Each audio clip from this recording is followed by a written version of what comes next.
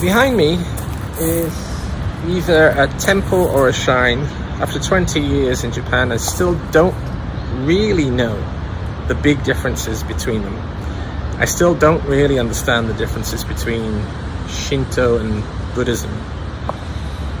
I still don't really know or rather I can't remember the Japanese word for Buddhism, because it's not Buddhism. And well, anyway, today's episode is not about religion at all. I did used to go to, let's call it a temple for the time being, like this shortly after my mother passed away, when I came back to Japan.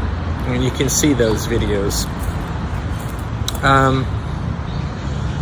And it served me well as my sort of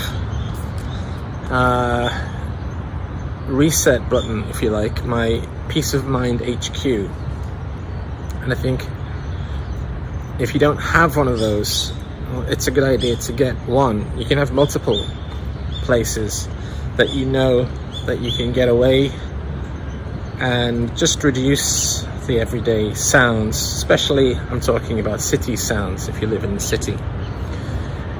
If you listen carefully, hopefully you can hear my voice all right. Number two, you can probably hear, if you listen carefully, you can hear a train, you can hear cars. Even though it's very picturesque up here on the hill, you can still see the blocks of apartments, or mansion as it's known in Japan. So it's fine, it's really good. One thing that I noticed, I think I've mentioned this before about these buildings, and again, this is not about the religion itself, it's just more about the space, the physical space and the mental space that you might want to consider when you're on search of peace of mind. I've noticed something very interesting about houses of worship, right? Places of worship. The reason that after a while, when I got back to Japan after my mother passed away, going to the temple sort of stopped doing it for me. It lost its magic, it lost its healing factor. Mainly, well, one reason is the doors on the temple. I don't know if you can see it. I don't know if you knew this or not. I still don't really know all the things, but you can see briefly there, if you pause the video, that the doors are closed. But that doesn't stop people from praying there.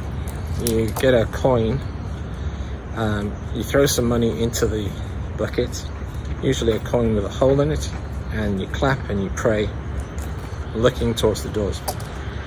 Now, not knocking this whatsoever, because obviously it brings peace of mind on a daily basis, weekly basis. But what I really notice, and I don't know this about any other type of religion, I mean, I've never really visited any kind of mosque, or the only type of places I visited are Christian-based places and Asian Buddhism or Shinto places in Japan, Taiwan, Thailand, and forget the rest. The Buddhism in Thailand, again, very different. But what I'm fascinated about is the physical space of it and how people use them, I suppose. When I actually look, it looks quite grand, doesn't it? You look at the actual building itself here. I'll try and show you a photograph. It looks grand and it's got the gold tips and everything. But when I actually look at it, the actual space that would be inside it is quite small. It's about the size of a cafe or something. It's like, there we go, he's ringing the bell. He's going to clap and he'll pray. It's a beautiful place. But one thing I really noticed about these places is that the doors are closed. They open sometimes. I don't really know the difference. Feel free to educate me in the comment section below. And the other thing is, there's this sort of just drive-through feeling. I don't mean to sound rude about it, but there's this feeling of like, okay, you do your prayer and you keep on going, which might, I mean, that's probably part of the mighty design of it. I'm sure there's a Zen reason for that. And Asia is like one of the most, what can I say? Ancient Asian philosophies and stuff is like the birthplace of peace of mind, right? But I'm not sure if today's generations, recent generations of Asian people have peace of mind any more than European or American or African, whatever. Anyway, I digress. I'm getting off topic. The point is about the physical space. And unlike a Christian-based church, and again, I'm not trying to pit one against the other. It's just interesting that what I've noticed about churches, what I like about churches, is that you can stop anytime. And you can sit down in them, and you can take in the acoustics, the sort of the specially designed space to sort of that wonderful sense of calm and quiet. So it's a shame that I think there are exceptions, but generally speaking, there's no sort of place to sit unless it's like a special event, or event isn't the right word, but you know what I mean, special occasion. And then you would go in and you would, I suppose traditionally you would kneel down, what they call seiza, in the traditional kneeling position, or there would be chairs if you can't do that.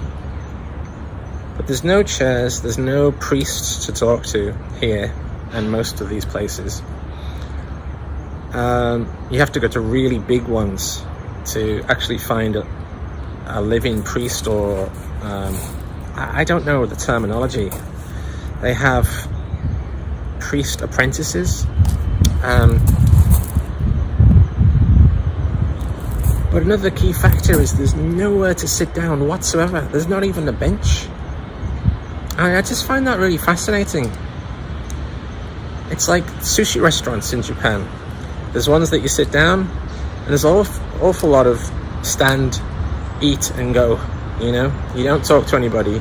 You just get your food. You stand there at the bar, you eat your sushi, and you get out of there. And so, hey, whatever works, right? If it works, I've seen at least 15 people praying here. So it still works, obviously, which is great. But just an observation. I'll go to a different subject in part 2, so I'll catch you around. I hope together we can find peace of mind. See you in part 2.